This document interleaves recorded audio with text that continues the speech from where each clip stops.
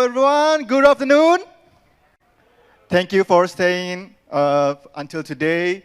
I know yesterday we had a lot of activity, right? Have a lot of meeting, playing a lot of games. Today we're gonna talk about something very, very special. As you know, more and more studios from Indonesia developing games. And we saw a lot of premium games from Indonesia um, gain their success overseas, like title like Coral Island, title like Potion Permit, Coffee Talk.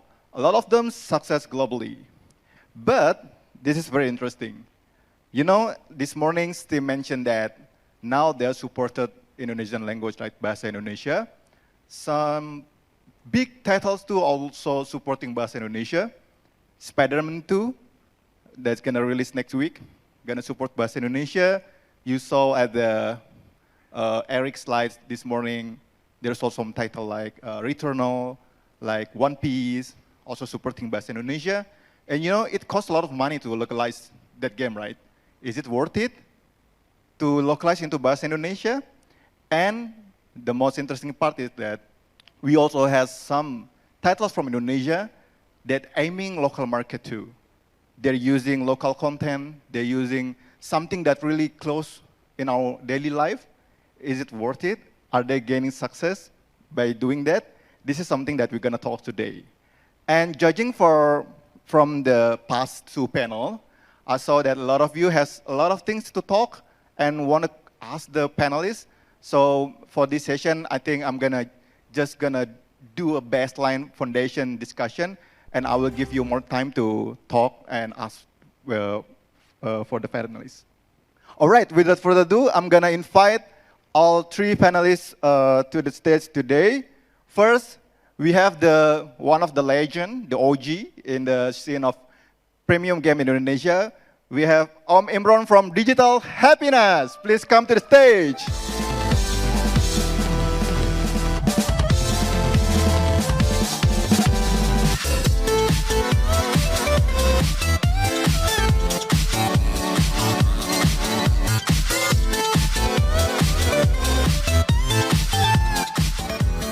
All right, welcome.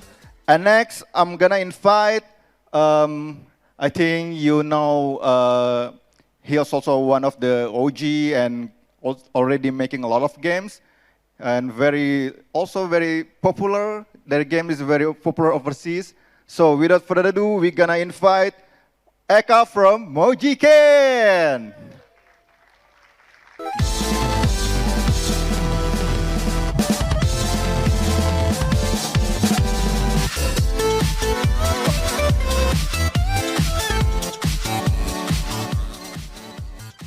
All right, if now on the stage we all have all bapa-bapa, old people over here. So for our next panelist, we have a young man and recently make a very, very huge spark into the Indonesia game ecosystem, the one and only Nanda from Gamecom.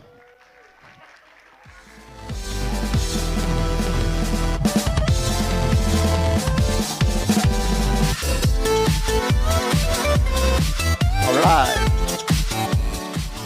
So, because today we're going to talk about the game that use local content, just in case some of you not familiar with the work of these panelists, for the introduction, before each panelist introduce themselves, I want to show to you all their games. So, all right.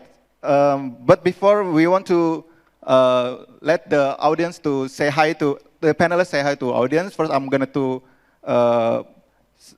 introduce Bapak Imron. Good afternoon, Bapak Imron. Did your mic already on? Test. Hello. Yeah. All right. All right. Please introduce yourself first. Okay, hello everyone. My name is Rachmad. I'm CEO of Digital Happiness, a game developer based in Bandung, Indonesia. Our title currently is Dread Out. It's already available on Steam, PC, Xbox, and PlayStation, and soon Dreadout 2 will be released on a Nintendo Switch as well. Ooh, Nintendo Switch. All right, let's see one of Digital Happiness games, Dreadout. Let's play the video.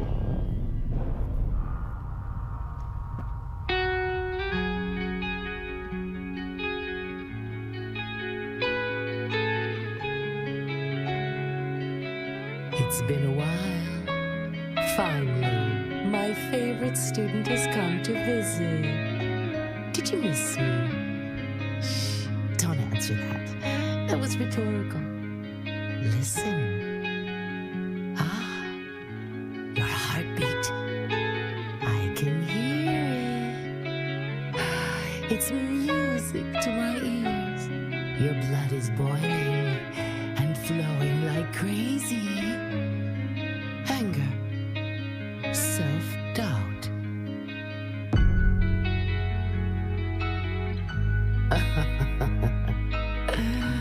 Poor girl.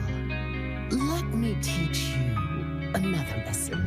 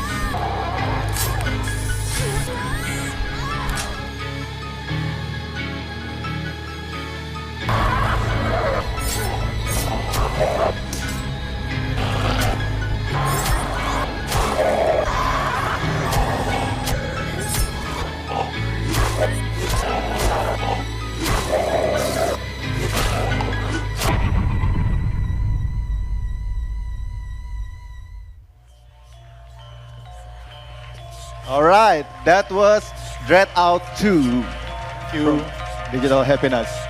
You can see a lot of local content inside of it, right? The uniform, the place, and everything, right? Okay, so next I would like to let you know the game from our next speaker. We have Eka from Mojiken. Can we play the video from Mojiken? And All right. I closed my eyes, feeling lighter and lighter.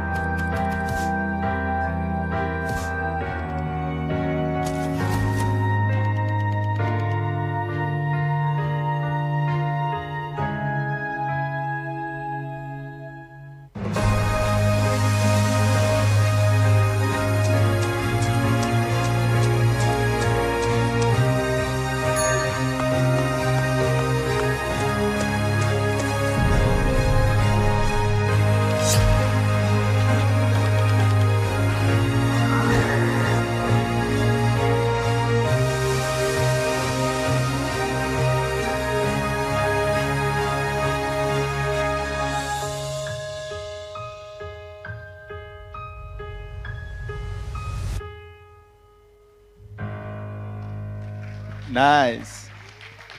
If Dreadnought 2, the place took place in Bandung, this is took place in Surabaya. right? So that's Space for the Unborn from Mojiken. And last but not least, let's watch the game from Gamecom.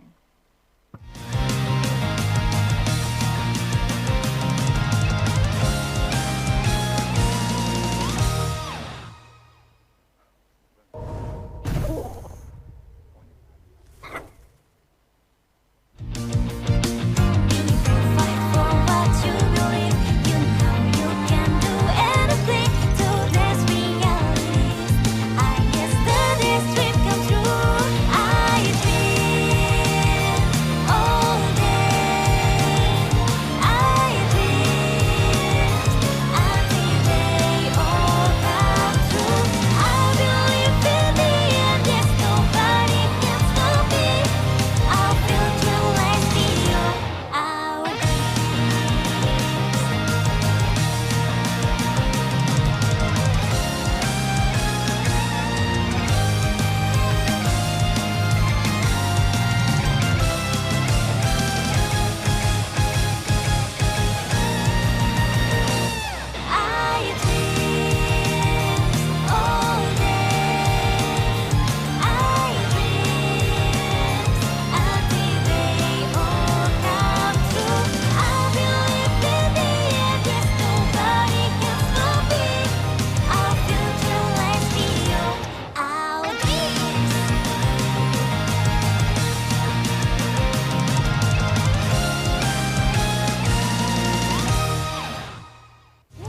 Woohoo!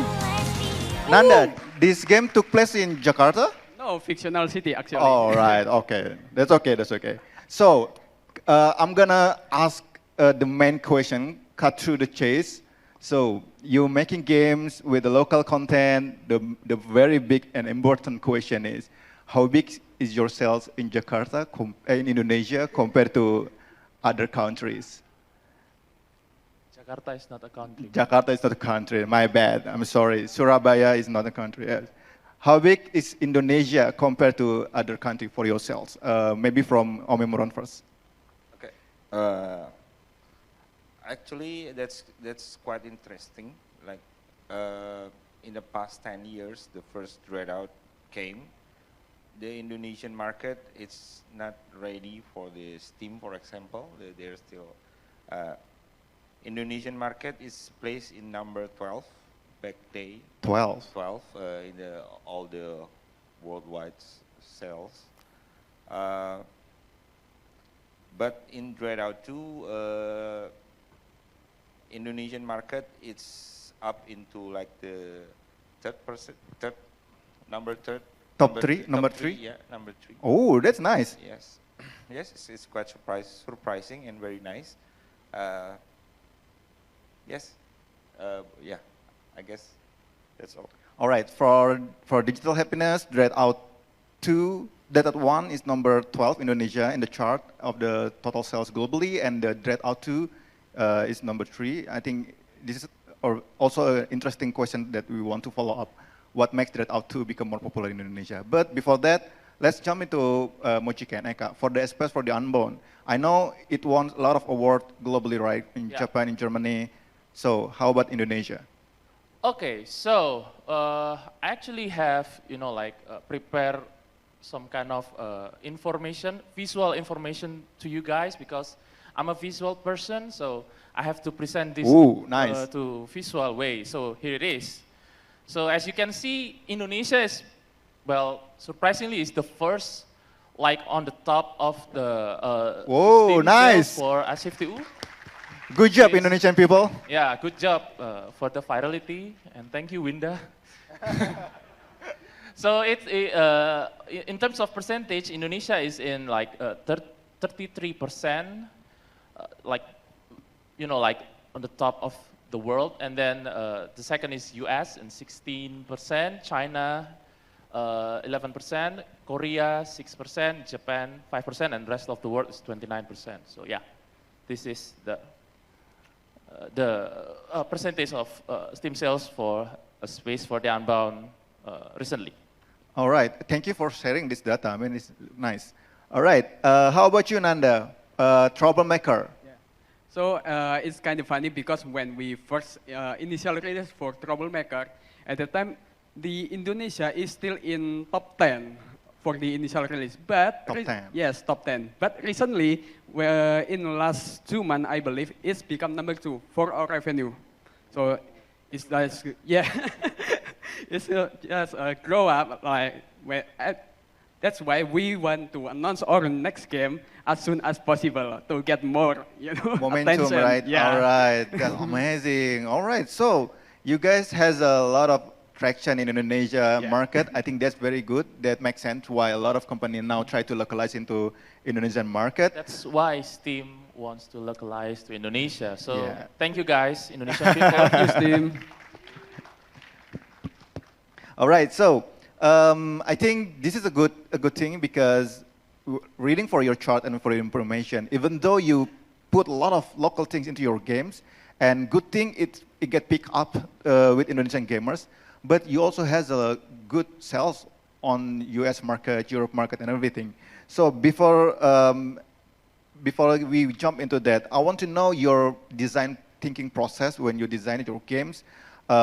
Is it originally that you want to make game for Indonesian market and then get picked up into the global market, or the other way around? You want to make Indonesian content that can be consumed by global players? I mean, I think I can start with Eka first. Okay. As I said before, I'm a visual person, so I have to bring up some presentation to Okay, you. go ahead. Is it already on? Okay. Yes. Okay, so I have like 4 facts probably that I have summarized to answer why probably, how much feature that we have to cram into the game, so why it was successful in Indonesia. So the first one is probably the the settings, because we put so much effort to documentize our home city, Surabaya, and try to put as much as possible Indonesian culture thing in there, because the reason why we make a space for the Unbound in the first place is because we want to documentate a lot of buildings and architecture in our hometown. As you can see, this is if you know in the game, there are certain bridge. So it's based on a real bridge in Surabaya. So it was called Mer, Jembatan Mer. So as you can see, there are in each in 2013, that was how it was supposed to be. And then in 2018, the government chose to paint the green and pink on the bridge. So yeah. And then in 2019, they decided to make it pink, and in 2022, they decided to make it like a bee, I guess. I don't know, but I think the reason why we want to document a lot of places is because there are certain memories that attach on this place. And back then, it was very beautiful to just hanging around there and watch the sunset. But yeah, because of the people change, building change, the city change. So there goes the memories of it. So we want to document that. So if you can see, we also put in Indonesian culture in that, kondangan. What is kondangan in English? Okay, so if you don't know, if you're a foreigner, in Indonesia, we have wedding on the streets. Okay, I'm not sure in your country you can do that, but in Indonesia you can hold a wedding ceremony on the streets. So I think that's a good idea to make a road blockage, so you don't have to wander around to the other maps that you shouldn't have to. So yeah, that's how we do that. Okay, so the second one is we want to try to convey a relatable theme. So as you can see, like loneliness, bullying, and especially like Asian parent and child relationship, and also mental health. So I think this is something that resonates well to our players, especially like Asian people, Indonesian people, but also like global. So yeah. The third one is, of course, probably because we add Indonesian localization. So a lot of, like Indonesian people can relate with the stories and also can understand, like, we also like put in a lot of slang words, Indonesian slang words into the game, so yeah. So the fourth one is probably will make you flabbergasted, because in Indonesia we have, like, how do you say it? Like, What? Number 4, nomor 4 akan membuatmu tercengang ya. Alasan nomor 4 akan membuatmu tercengang. Jadi ini ya, Wow. ini mungkin formula yang menarik ya. It's interesting formula because if you can see, like this is from our fans, probably fans of these gentlemen's games too. So if you can see, I think there are recurrence theme that we have this like main character that have in school uniform. So probably that's why we success Indonesia. So if you guys want to make something and have success in Indonesia, I think the High school uniform. yeah, this is the formula. I think that's it. All right, let's jump into Nanda. Your game is very, very viral in Indonesia. A lot of YouTuber play it. What do you think makes that? Is that some element that you put, some very Indonesian element that get picked up, or what do you do? I think Masika is covered all of that because I will have the same answer with him. So yeah, if you just see the trailer, you will know that this is very Indonesia, right? This is the building, the student uniform, and the. I think Masika is covering all of that, so I will repeat the same if I talk too much. You also have a voiceover, right? Yes. Oh yeah, I think that's what the difference between our games. Yes. Thanks for mentioning, because if you play Troublemaker, we just have one voice actor, one voice acting. That's Indonesia. Why we don't voice acting for the other language like English and maybe Japanese and etc. Because when we first pitch the game to our publisher, we think we can try to make Indonesia the biggest market on that game, because when we first developed the game, this is the first time we have a game like this. If I'm not wrong, the action game, I said. Then we want to make it very local. We want to make this game is generate more community, generate more user, etc. Because we have a very long plan for the IP. Just like I already announced this morning, we have a Troublemaker already released, and will already released today on Xbox, and we have a live action movie for it, and then Troublemaker 2 will coming 2025. This is a long plan for our IP, and one of them is to make Indonesia to become the biggest market on Southeast Asia. That's why we only use Indonesia voice actor. Nice. Before I move, one more thing. Yeah. Is this also the part when you fight with other students in your school? Is it also part that you think is a cultural thing? Actually, maybe you know that before the game called Troublemaker, it's called Parkacho. And Parkacho is my real gang in my real life when I still in high school. So this is a legacy from my gang. Oh man. I think there's one more that What is it? probably make Troublemaker success, but What we is- can say it here because it's Oh yeah. Yeah. It's No, wait. please no. It's live. It's live. A lot of people, kids watching it. Don't mention it. All right. Keyword. Yes. Stop it. you know. Yes. No. Okay. Stop it right there. Okay. Thank you. Imron, your games. What elements of Indonesia that you incorporated in Dreadout? I think a lot of it, right? Yeah. Okay, but I haven't prepared such a good, beautiful presentation as you, yours. thank But Actually, I'm quite opposite. When we first started Dreadout, uh, the first thing we are thinking about, we're lack of skill back then. Right now, it's still lack of skills. No lah, now it's master. Sepuh, sepuh. Uh, but what kind of aspect that we can go head to head with the other titles, for example. Yep. We cannot compete with like a Call of Duty back then, or the Resident Evil, or Fatal Frame. Yeah, some say this Dreadout is a Fatal Frame clone, for example.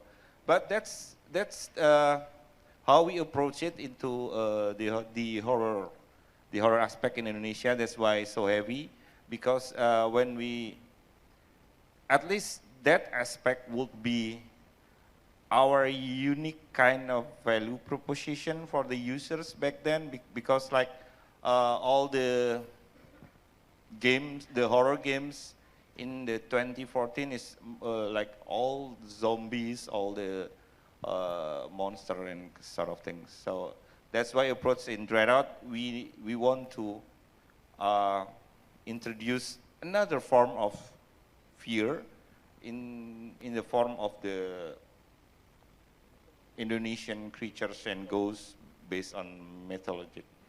And also when we first start Dreadout,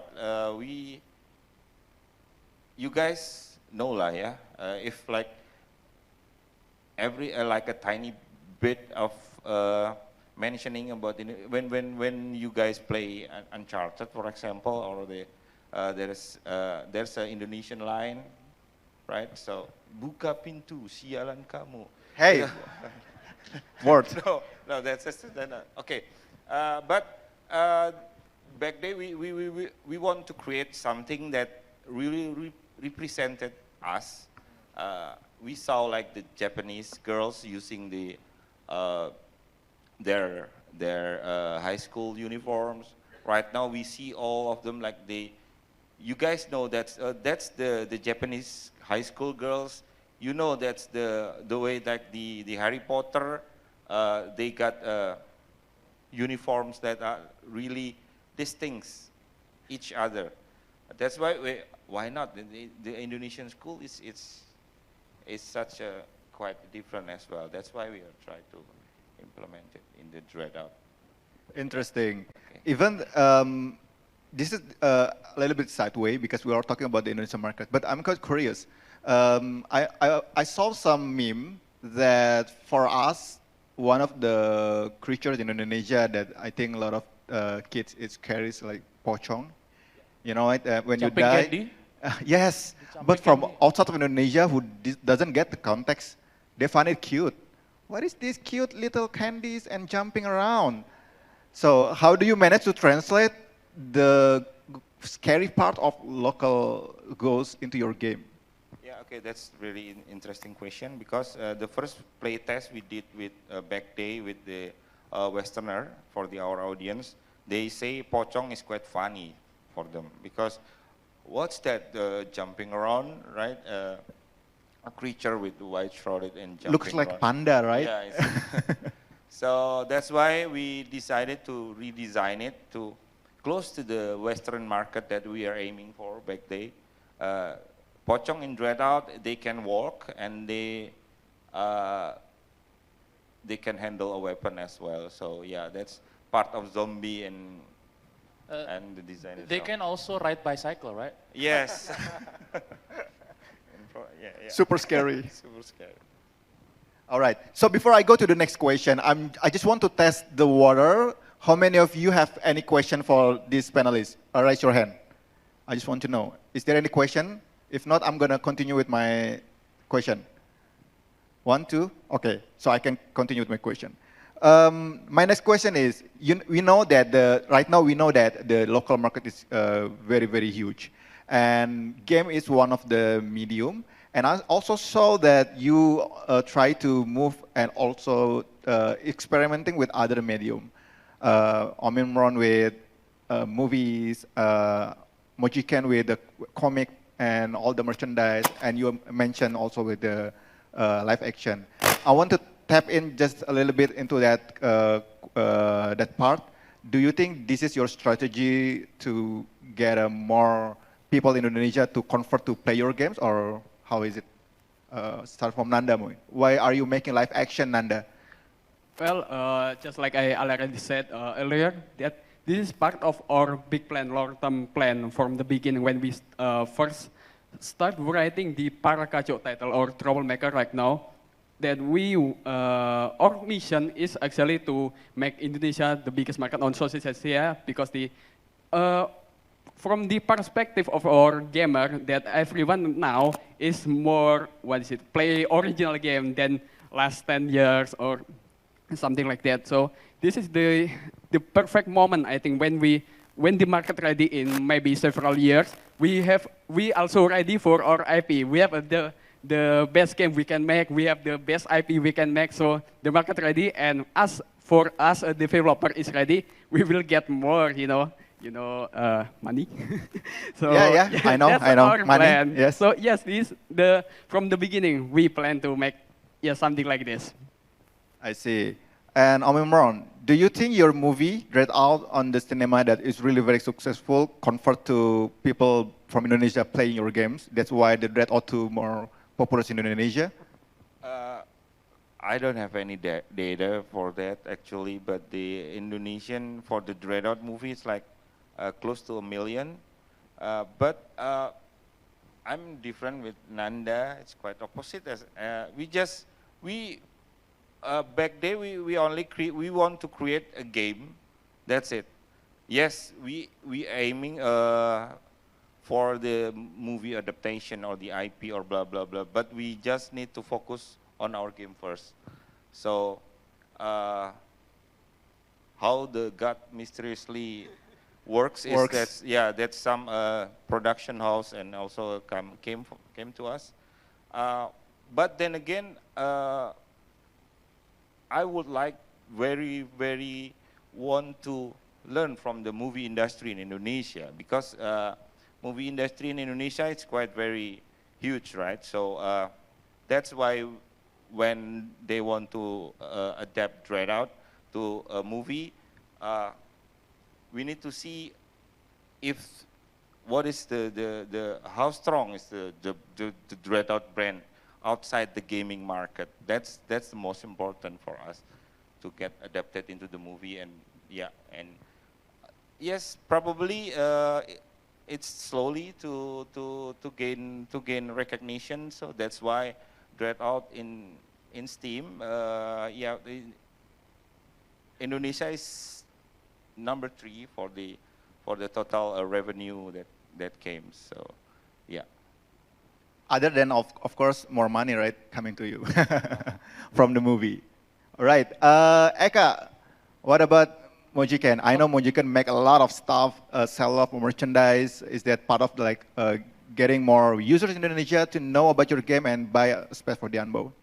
Okay, so back then when we released a Space for the Unbound, and the original price for a Space for the Unbound is like 100,000 rupiahs, right? Rupiah? Yeah, but one thing that we realized that when we saw like Winda streaming the game and then a lot of VTuber streaming the game, we realized that their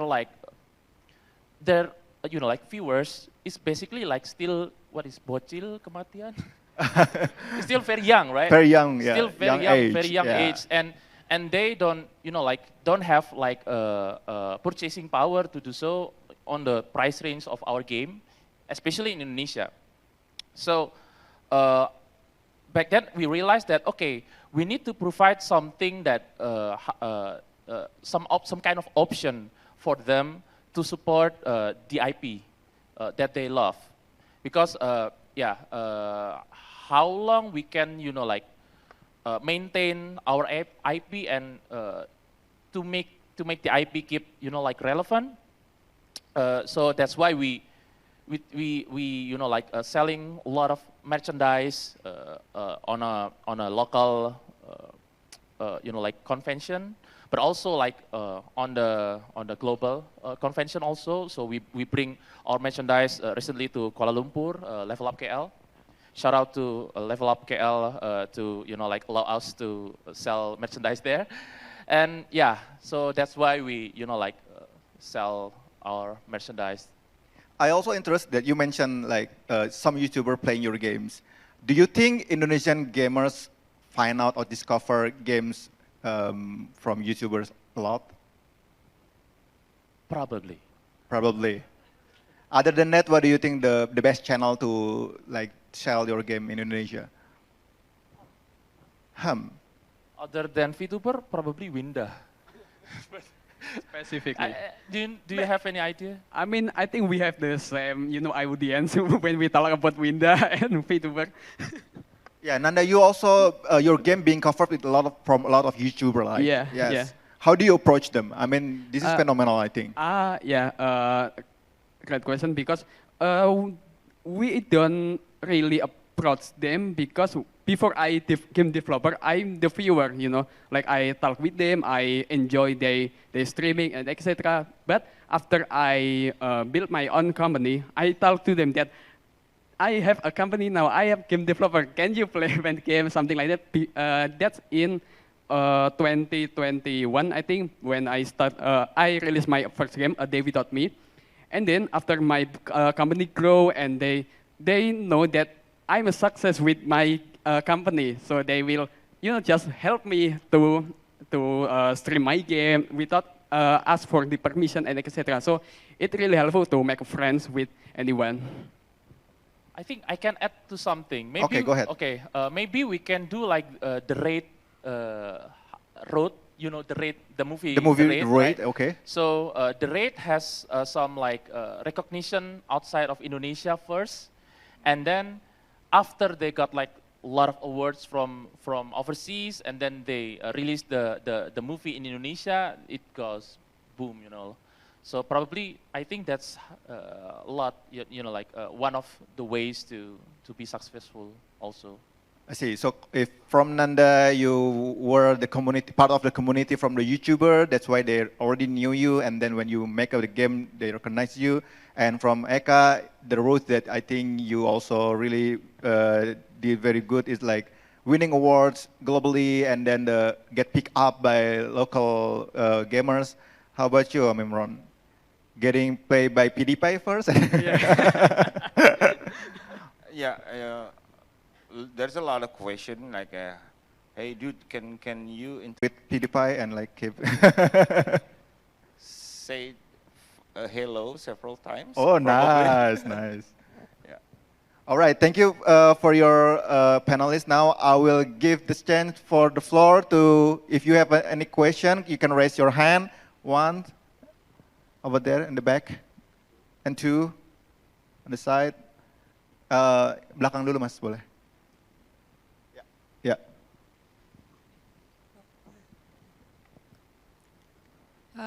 Test.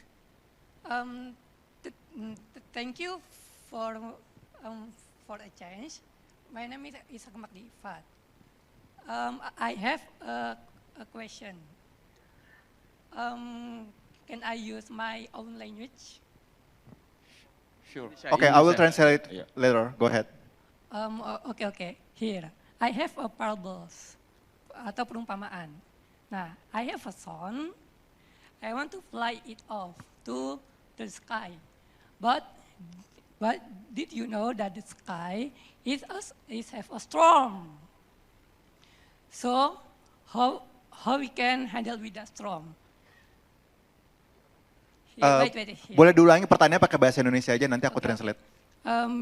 Jadi perumpamaannya itu, aku punya seorang anak burung. Nah, aku ingin menerbangkannya ke atas. Tetapi masalahnya itu ada badai. Nah, bagaimana cara kita untuk menghandle itu badai itu? Maksudnya ini kita kan tahu kan jika ini kan jika secara eksternal lah, ini kan Indonesia kan lagi ada yang nggak stabil seperti ya itulah atau ada itunya atau ada stigma di mana game-game Indonesia itu kan Game-game Indonesia kenapa? game-game Indonesia itu kan tidak bagus. Punya efek jelek gitu ya. Ya. Nah itu bagaimana caranya kita menghadapi hal tersebut? Ya, seperti itu saja pertanyaan. Okay, thank you. Kasih. Thank you.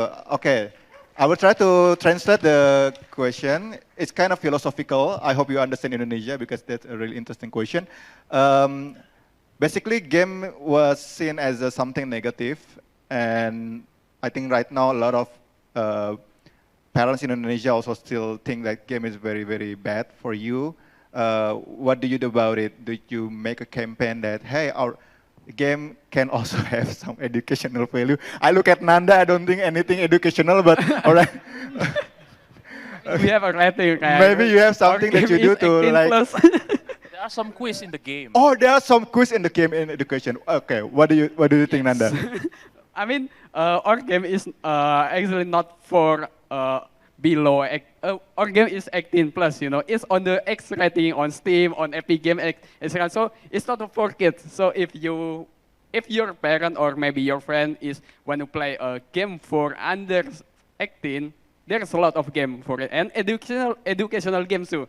There's a lot on the store, on the console, on the mobile phone. There's a lot of that game, and you should play that game. Other than maybe our game. Yeah, I think that's a smart answer. Yeah, it's not about the game, but the writing of the game. Yeah. Your game is not meant to be played for children. All right. Eka, Imron, do you want to add anything? All good? How do we handle? Can you repeat the question? The game has an image reputation. Like, what do you do about it? We just don't do anything about it. Yeah, that's also a smart move. Not doing anything is also a move, right? That's okay. That's okay. That's nice. Okay, thank you for the question. Next question over there. You don't have to have all answer right, Eka. So just, I don't do anything. What should I do anything? All right. Good afternoon. I have a question. So the question is, if you don't mind, would you like to share any tips or trick to get more successful in funding? Funding. If that company secret, that's all right. No, it's not a secret. If you're happy to share it, please. Thank you. Okay. Imron, you want to share regarding funding? Yeah. You can ask him for money. There's Oh, no. no secret recipe for getting funding, actually. But maybe I'm looking back in like 10 years from now. We started as a design consultant company, and then we pivot into the only for gaming. So there's also a crowdfunding. And also right now there are a lot of game incubators program. So that way you can learn about how make a good pitch deck, for example, like that. And like Indigo Game Startup Incubation, right? Yeah. The ecosystem, or even you just ask around. You can ask me. You can ask everything around how. Because the ecosystem of game industry is very open, so you don't have to be. There's nothing that we can that we hide. We share everything, right? So yeah, I guess that's. Okay, Eka, you want to add something regarding finding funding? Yeah, I think the first thing that we have to deal first is to make a great game first. And then after that, probably just be a good and a decent human being, and also friendly with all of your peers and friends. Because if you are, even though you have good games, very great games, but you are hated by your friends. What? You will not get any deals around that. That's fair. Fair enough. Nanda, you want to add something? No? Okay, all good. All right, thank you for you, because we only have 30 seconds left, so we need to wrap up our session. Thank you everyone for staying and extending the discussion for this panel. Give a big round of applause for our panel. Thank you, Imron. Thank you, Eka. Thank you, Nanda.